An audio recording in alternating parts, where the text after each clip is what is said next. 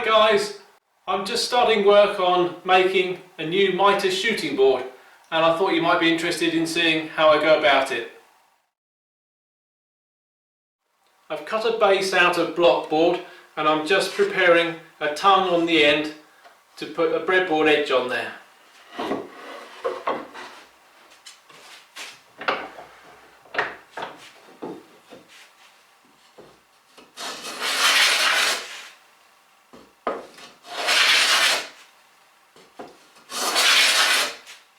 I've made a breadboard edge out of a piece of oak.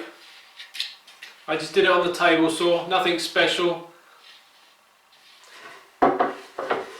Keep flipping it over so that you keep the tongue right in the middle of the board.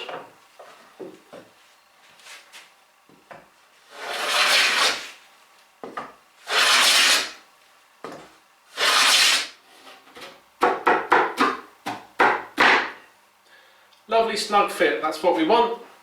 I'll just get that glued and then we can move on to the next part.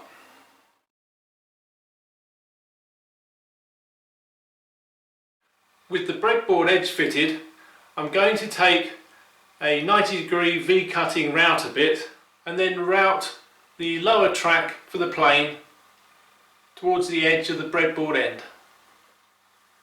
That will produce a track that's at 45 degrees to the baseboard.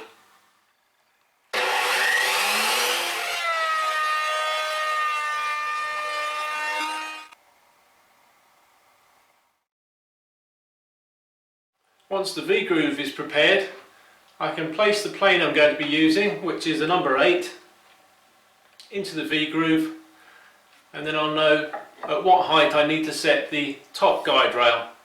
That will have a bevel of 45 degrees on the leading edge to seat the plane comfortably, and it sits on a stout fence at the front of the board and a support fence here at the rear.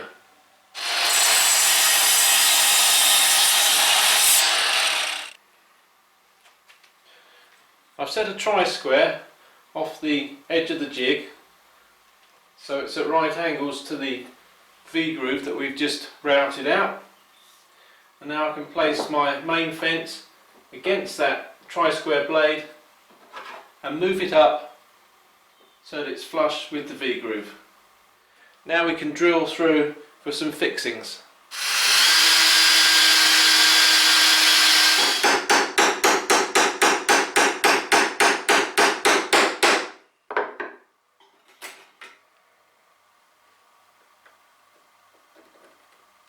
My shop-made doweling jig makes short work of creating a strong L-shaped top rail.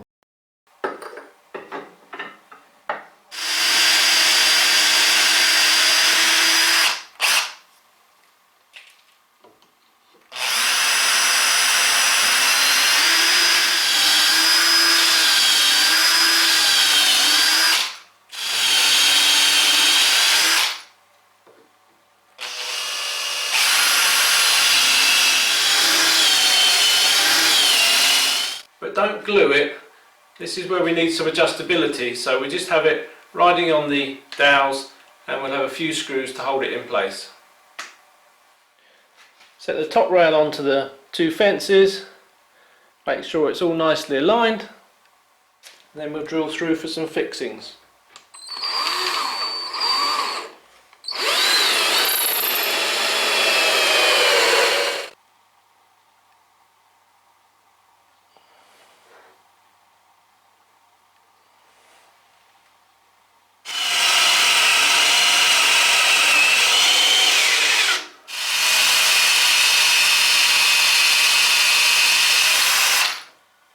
I've drilled through with a smaller hole, so if we need to get the barrels out, we can just poke them through with a small screwdriver.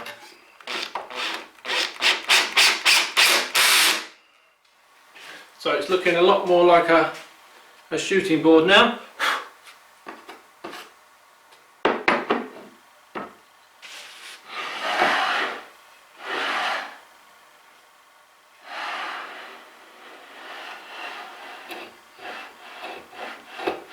You can hear I've just got to plane that stop at the end a little bit.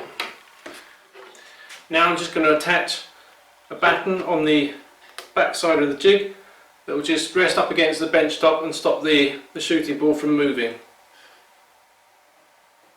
I'll just do that with some screws.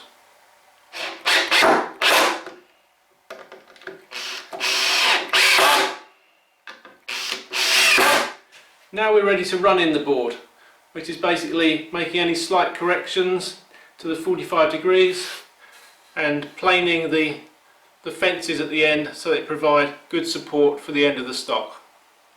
So with that end grain work to do, I think I'll sharpen my blade before I start.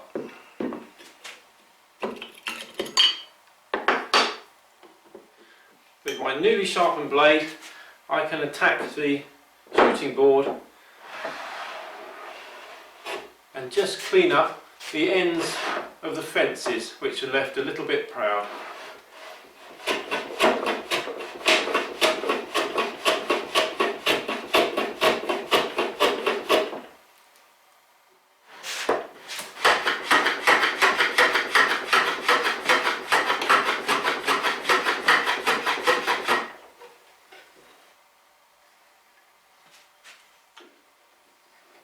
Just applying a little bevel at the back of the fence here will stop me breaking out any more material. I should have done that first.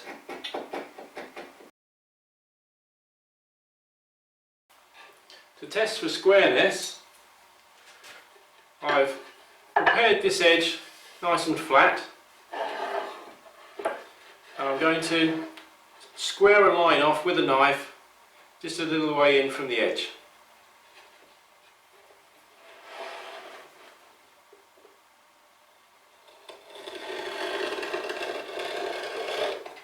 Now, as I shoot the mitre on the corner of this board, the edge of that mitre should reach the scored line at exactly the same time at both ends. That will prove that the fence is square to the rest of the jig.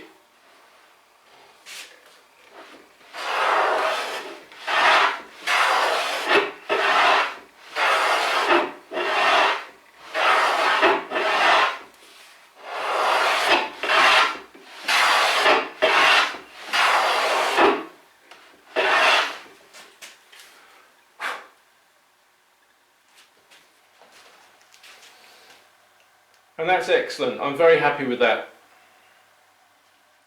If it hadn't have been squared, I could have loosened off this nut here and made perhaps a very tiny adjustment on there and tightened it up again. But to work out exactly how far it needs to go, I could have just used paper shims to shim out either this end or this end. The 45 degrees appears to be on track as well. I'll have to prepare a wider mitre first of all to double check that. If there should be any problem with the actual mitre angle, I can make adjustments either by shimming the board up at one end or the other, or I can make a minor adjustment to the position of the top rail and reshoot the ends again. Well, I just tried the shooting board with the thickest component that I could possibly fit under the top rail, and when I tried it, it was very slightly out, not quite 45 degrees. Because of the way I built the top rail, I've been able to insert some paper shims until I've got exactly 45 degrees being shot. Now that's not a permanent solution. It's somewhere in the region of about 1/3 of a millimetre gap, so I'll just find something solid that I can put in there as a spacer right the way through, and then I'll be sorted. And of course it gives me the option to adjust it again at a later date should anything get out of 45 degrees. Having done that, I reshot this piece and I shot a second piece, and if I put those two together I can check them to make sure they add up to 90 degrees. And that's perfect. So the mitre board is all set up. There's just one more thing I want to do to it before I hang it up on the wall, and that's to wax the rails.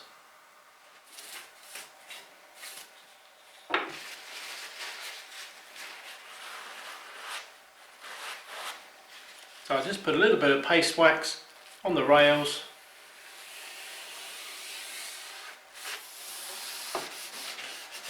And a little bit on the ends of the fences.